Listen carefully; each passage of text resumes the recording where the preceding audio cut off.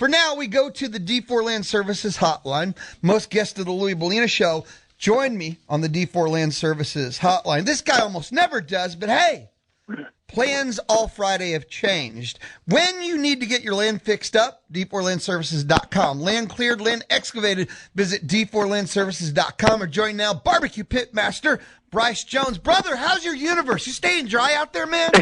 Yeah, I'm trying. It's I'm not sure how they're going to get any baseball or softball done today, but I know they're trying.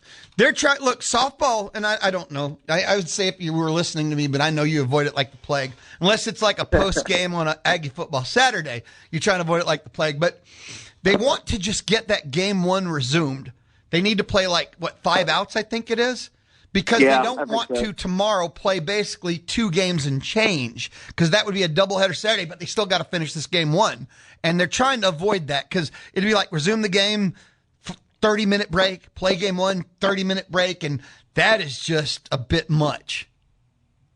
Yeah, I mean, I hope they can. I know they're hoping they've got this window. I mean, it hadn't really stopped raining. It's not raining hard, but it hasn't really stopped raining. But I think maybe even a light drizzle, as long as there's no lightning, I think they'll go ahead and get it. I mean, like I said, it's an inning and 2/3 that they have to finish. So, unless it's just an inning. If A&M can score some runs in the bottom of the 6th, then it's just a full inning. But against the number 1 team in the country, that might be asking a lot. But hopefully they can get it in, because it'd be a lot for them on Saturday. And then obviously baseball tonight. There's been no word yet. Obviously there's no reason to do anything this early, I don't think. But I'm sure they would prefer to play tonight than play a doubleheader tomorrow. So here's my question: you always attend. What's your attendance schedule for Aggie baseball this weekend, weather permitting? Well, weather permitting, maybe tonight. I mean, tonight, not Saturday. I've got something Saturday, but Friday and Sunday possibly, depending on the weather. I'm not going to go sit in the rain. That's not going to happen. So, weather permitting, Friday and Sunday. Friday and Sunday. 3 series remaining. A&M 4 in the RPI. Auburn is 5. A&M 7 in the polls. Auburn is 5. Auburn, their worst pitcher, relatively speaking, is their Sunday guy, because his ERA is like a 2.78 or a 2.80. Really just struggling.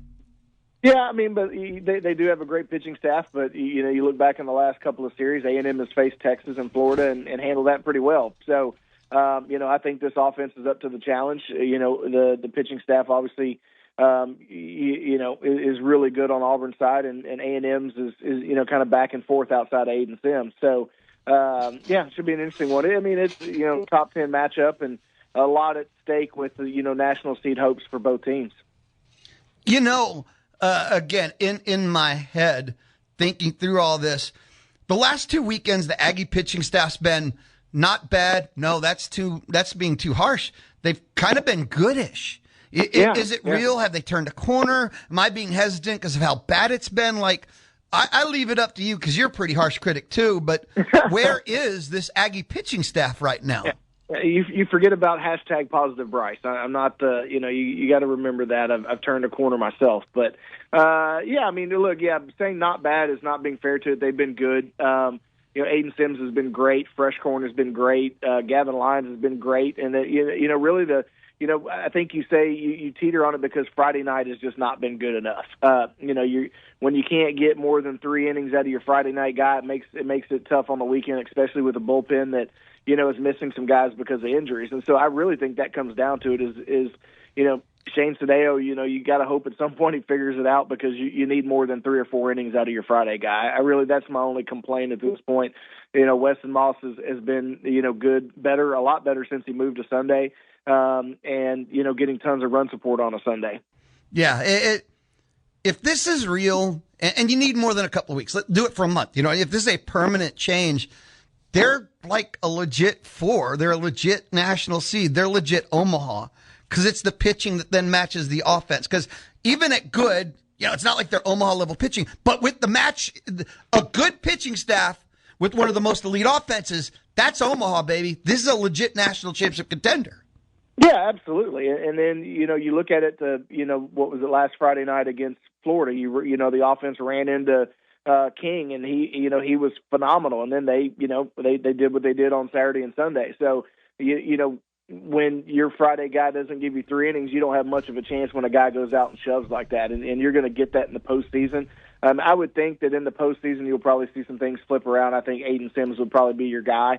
Do you want to throw him in that? I knew you would in a super, but like to start a regional, do you want to throw Aiden Sims? I don't, not in the regional. I don't think in a regional. Yeah. I think once you get, I think you would save him because he is your guy. You could still go Sadeo in the first game or something else, and then have everybody, ready for the end. But I think, when it gets to the supers and the matchup you want him in the regionals, is Aiden Sims is going to be your guy.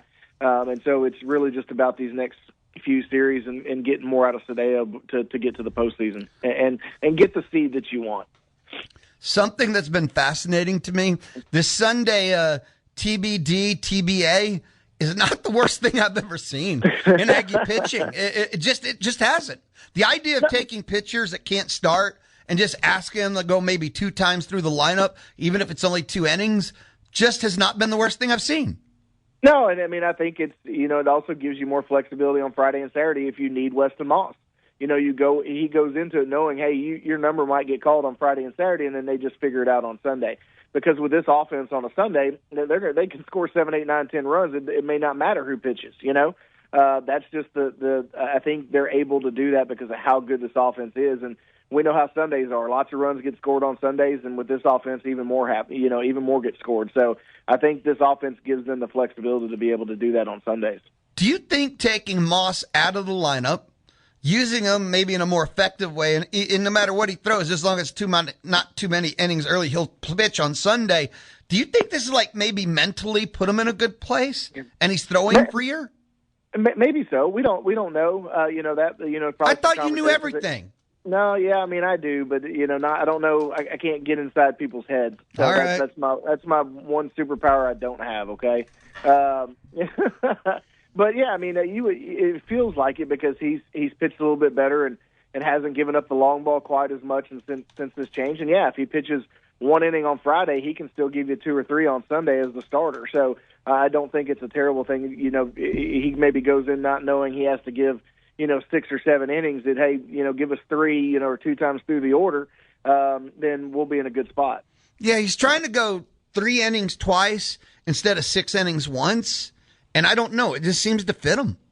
Yeah, I mean, he hasn't had to throw outside of Sunday yet. And last week I think he gave you 4 1/3 or something like that on Sunday before they hooked him. I will say this: it seems like Early has had a quicker hook here lately in the last couple of weeks, and I think that's been a good thing. I think sometimes he's kind of waited too long. And it's the guys with experience. It was Moss and Sadeo and guys that have been there, and he's like, okay, let them figure it out. And now he's like, nope.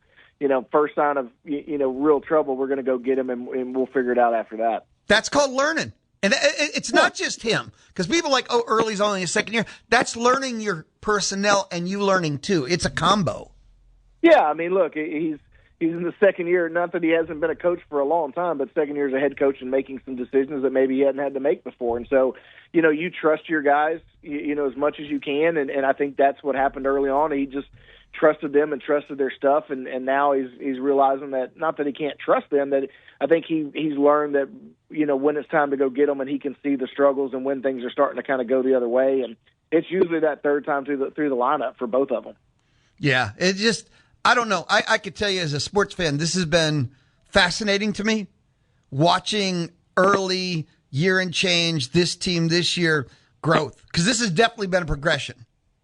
Yeah, and I think, look, it's, this team, we knew what they had with their returners and Sorrell and Grahovac and some of those guys. The freshmen, I don't think you can understate how great Partita, Kellner, of course, Jordan Wilson, these guys have been phenomenal, and I think are really fit in, and I think that's a big part of, we knew the offense could be good. It's elite because these freshmen are playing like juniors.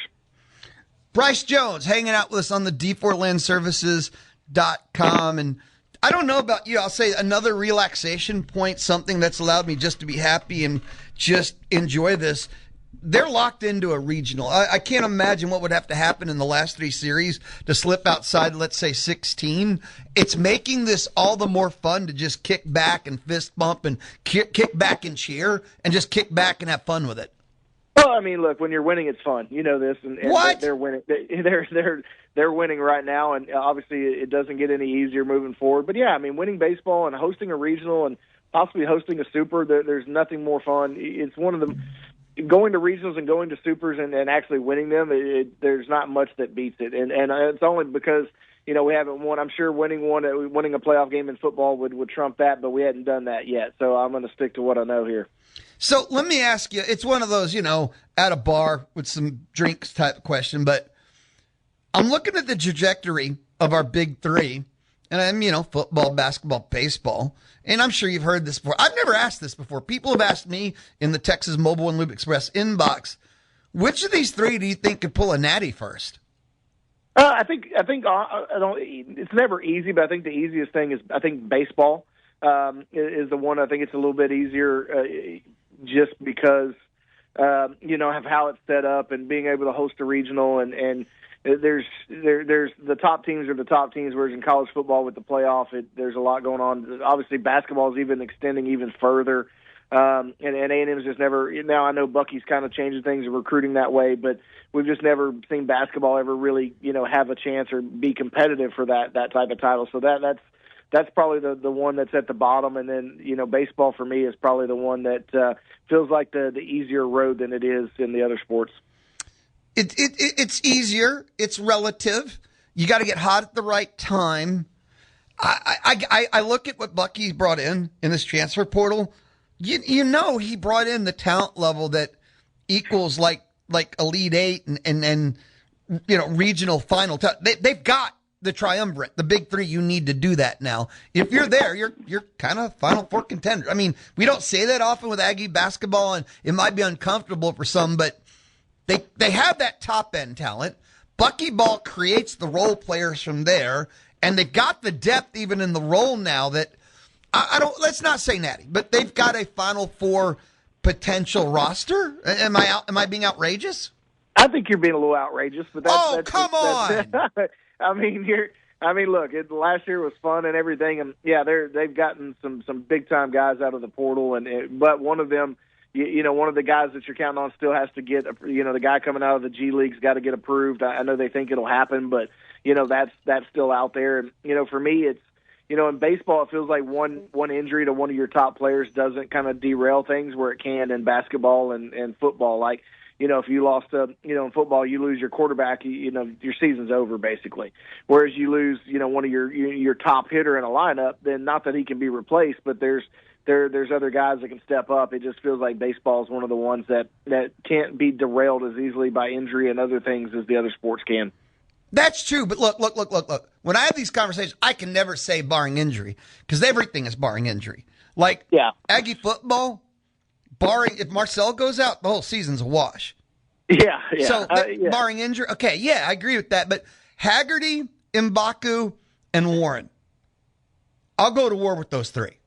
Yeah, barring injury, and if Warren obviously has to get approved, that's the G League. And M'Baku, is he going to be healthy after a year and change out? I mean, I know the ifs, but if those three ride, this team could do some serious, we could see things we haven't seen here before. Yeah, I mean, that's absolutely true, but me is you got to show me first, and not that he didn't, show that what they could do with a lot less talent than what he's bringing in, but for me, basketball team is always feels like a tougher road than most. And Aggie baseball, back to them, they're in the now.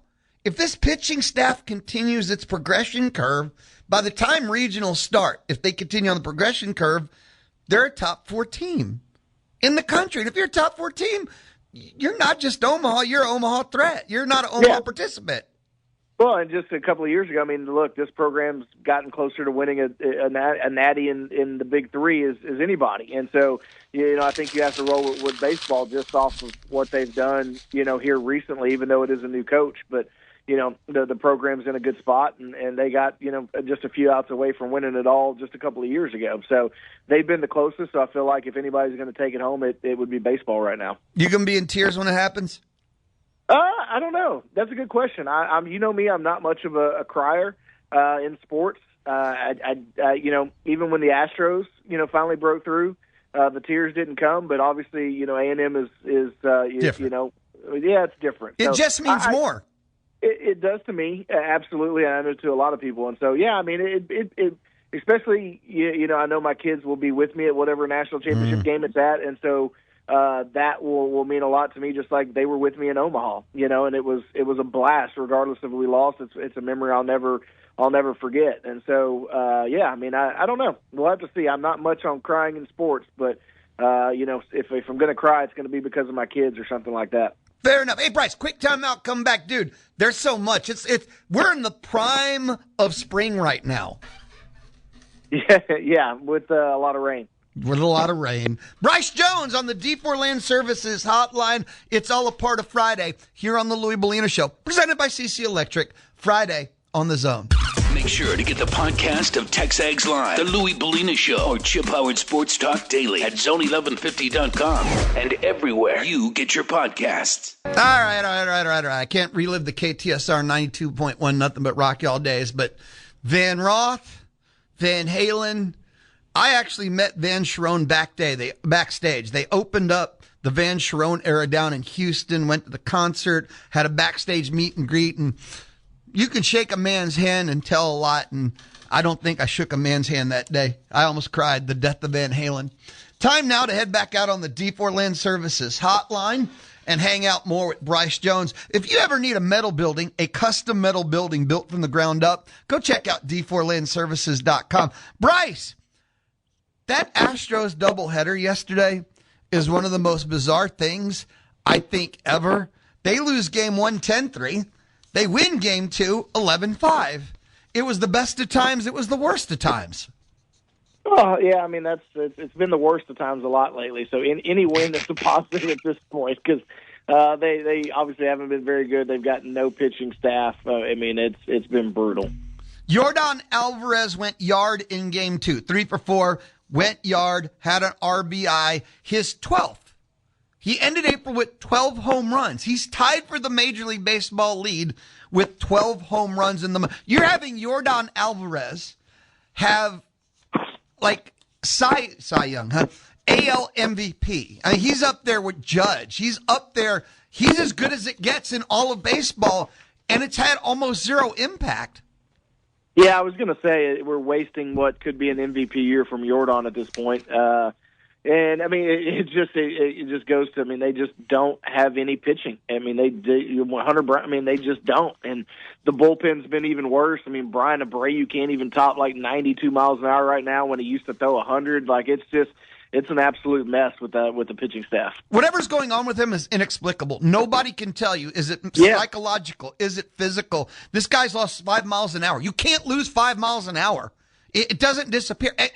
And nobody knows. I think that tells me it has to be psychological, right? It has to be, because if it was physical, he'd be on the shelf. You know what I'm saying? Like, if you're losing 5 miles an hour because of something physical, you need to not be pitching. So it makes no sense whatsoever. And no Hader, no Brown. I mean, it's an absolute mess right now. No, it's one of the most bizarre things I've ever seen. And so the Astros are 12-20 to end the month of April. And here's some perspective. I love perspective. Sometimes I lose it myself. So only 12 other Astros clubs in their 65-year existence have lost at least 20 of their first 32.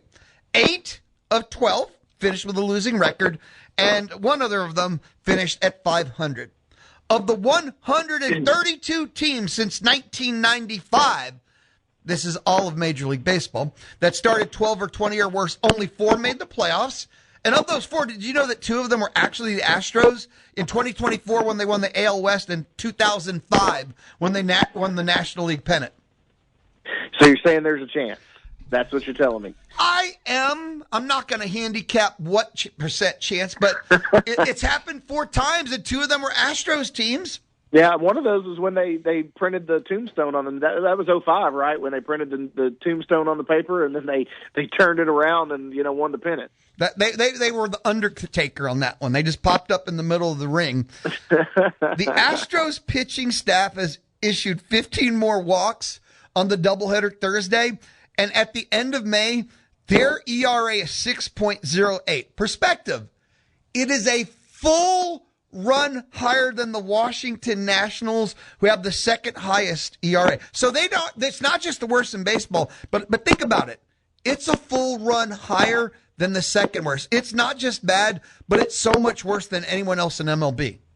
Yeah, I mean, it's terrible. I mean, you look at the reason why they've, lost 20 games and all but maybe a couple of games are on that pitching staff. Oh, the horror. I don't know if you caught. It's been ugly. Oh, it's been ugly. Historical ugly, though. Yeah. We've seen ugly. This is like for the Astros, historic ugly. For MLB this season, where ABS is supposed to, batting averages are down. This is just, okay, people get the point. So at the end of May, the Astros are 5.5 back, which is not insurmountable. You just got to make up a game a month, but with this pitching staff, it feels it. So, they signed Ime. He's rehabbing down in baseball. Did you catch his Tuesday rehab start? Did you stream it? Have you recorded it and broke down the data? Yeah, I've watched it 6 times now. He threw 2 innings Tuesday in his rehab start. It took 59 pitches. He walked 3 batters through a wild pitch, gave up 6 hits and 5 runs. Normally in rehab starts, it means nothing. Because in rehab, they want to know how you feel. That's all they care about, right? But that was exceptionally horrific. Yeah, it was pretty bad, but sometimes it's to be expected. I think it was the Toronto pitcher. I forget his name. He was the kid last year that kind of blasted on the scene, and he was on the injury list and had he had 4 rehab starts and had a 9 ERA, and then his first start back in the majors, he went 7 innings and gave up no runs. So I mean, it's one of those things you can't read too much into rehab starts. If you want signs of optimism that he might be good to go. Before he even went on the IL, there was talks about he had trouble adjusting and, he's not in a good place and stuff, right? We got an update from Espada that he's in a much better place now because his longtime trainer, who couldn't get to Houston due to visa issues, has now joined his, quote, entourage. And the team hopes that it will aid in his transition. We'll take anything at this point. Oh, dude. Yeah, I mean... We'll take any positive we can get. It's just terrific. But, again, a game a month. We talked about history. Yeah. Here's the thing. Sure, history says only 4 teams. How many of them are trying to win the horrific AL West? That's the built-in hope that I have. It's the AL West. There's no team that should be able to run and hide. Yeah, that's why you're not hitting the panic button, because you're in the AL West and nobody's going to, run away and have a 20-game lead at the All-Star break type of deal. So you just gotta hang in there and try to find a way to win some ball games. I'm kind of laughing. You're saying don't hit the red button? No, but I'm drooling on it. I ain't hit it yet, but I'm sure drooling on it. Yeah, you know me. I'll give it to the All-Star break, and then we'll see where we're at that point. Oh, that means you haven't seen Ryan Weiss, anybody named Cody or Colton, Peter Lambert, the pitchers they keep trotting out there. And look, it's not personal. Those guys are getting the ball, getting their chance. They're out there trying, but you're having pitchers that should be learning at AAA. They're just not even AAA ready. You just said 5 names that I don't even know who those people are. So that should tell you, all you need to know. Texas Rangers had the day off. Travel day. They're at Detroit, then at New York early next week, and they're about to back themselves. Latest ESPN.com MLB Power Rankings. Rangers are 13 at 15-16, a game below 500, and the Astros are 26 out of 30 teams, and that is pretty damn legit. Top 5, I mean, come on. And the top 3 teams, Dodgers 1, Braves 2, Yankees 3, bottom 3, Nationals 28, White Sox 29, Rockies 30. We're kind of running out of time. So the last thing I wanted to ask you, briefly, and we'll have all off season to kind of, squabblize over this. It was CBSSports.com. I got to always remember. They did their updated top 25. Why is it updated? Portals are done. There is no spring portal, allegedly. Spring football is done, and we will have no new data points until players report in August, actually. So they updated the top 25 because data acquisition is done. Normally, we'd have a second portal about to open. A&M is 8. Buy or sell? Buy. And you have to. You have to. I mean, I was getting to it. My brain's not working all that fast today, but it normally doesn't. That's really not a news flash. Yeah, I know. But you buy because of what you have returning at quarterback. That's what matters now. That and obviously they replaced the offensive line, but having a returning quarterback that's been there and done that, obviously he needs to progress, but A&M should be buying and be in the top 8 and top 10 in the college football playoff every single year. No questions asked. And when you've got a third-year returning quarterback coming back with what they brought in the portal and what they're returning, then there should be no question about it. I'm pretty simple with this because, I've had 4 months. We're starting to think about this. If they put A&M anywhere from kind of 6 to 10, I'm buying. I'm not buying 1 through 4 or 1 through 5. Man, if I saw A&M at 5, that'd be my biggest struggle, actually. I'm not buying 1 through 4. I'll buy anything 6 through 10. Yeah, and I would if I knew exactly what we had on the offensive line, you could get me to buy into a top 5. If you had the offensive line returning from last year that you had, then you'd be buying top 5 easy. And so I think that's the biggest question mark is do these pieces come in and can the offensive line be as good as it was last year? Don't forget they're rebuilding the front 7 on D because you lost like 4 or 5 out of the D line alone. Torian York is going, and now Damian Sanford probably won't start the season. So it's not just the O-line, but they're kind of rebuilding the front 7. And if both sides of the line of scrimmage in the SEC are your 2 biggest question marks, top 5? That's what I'm saying. That's why I'm saying you can't buy top 5 because you don't know what you have coming back at that. The Sanford injury hurts. Like I don't think you'd worry about linebacker as much if he was healthy. Obviously we don't know the status of when he can come back. It definitely didn't look good. It looked like be back mid-season to late season type of deal. But they did go get guys in the portal and just like they did last year. We weren't talking about Cassius Howell and some of those other guys that stepped up. I think the biggest loss up front will probably be Albert Regis just because of what he did in the run game. But, that's what the portal's for and what recruiting, they're recruiting top 5 classes. And, for next year, they're making a run at, the number 1 class. So, you're recruiting well, you're bringing in portal guys, then you should be able to plug and play and get it done. No, that's why I'm buying 6 through 10 because I believe in their value. They've given me enough data to believe in their valuations and what they're doing. So I'll buy 6 through 10, sell 1 through 4. Don't ask me what I do if I see them at 5 is kind of my approach on this. I got one more for you. The University of Texas, buy or sell number 1? Sell. I mean, look, I think on offense they'll obviously with Arch and Cam Coleman was a huge get for them. Arch, when he's in trouble, you just throw it in his direction and it'll probably work out. But we don't know what they have on offensive line. The offensive line was bad last year. They'd have to get better there. So, I would lean to sell as the number 1 team. That's if you said top 4, then maybe. But the best team, and no, not for me. Who is your number 1 team then? Because I guess for me with Texas, I have them in the conversation, but I realize they could be 9 and they could be 12, and every number in between is a valid conversation for them. And the only other team, I think Notre Dame is a lock for 11. Yeah, I mean, look, Notre Dame's getting into the playoff every year now with what they did, that rule they put into place for them. Like, Notre Dame's in no matter what. But for me, like, it's with Julian Sain coming back, it's probably Ohio State. That's probably, where I'm looking at is the number 1 team right now. If off-season type deal, if I had to make a bet, I'd probably bet on Ohio State. Fair enough. Bryce, get out of here. Thank you. You know how much fun it is for me. Just go be awesome. I'll talk to you next Friday. May the weather stay away. And I'm looking outside. Magically, the rain has stopped, and softball's going to get in there, inning and change. At least they'll get something done today.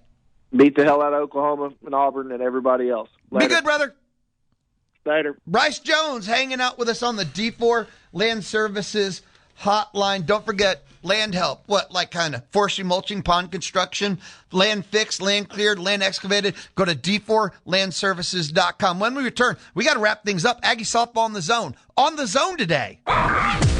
He's not for everyone, but everyone is welcome to hang out. Let's go. The Louie Bellina Show, weekdays 11 to 2 on the zone. In your ear.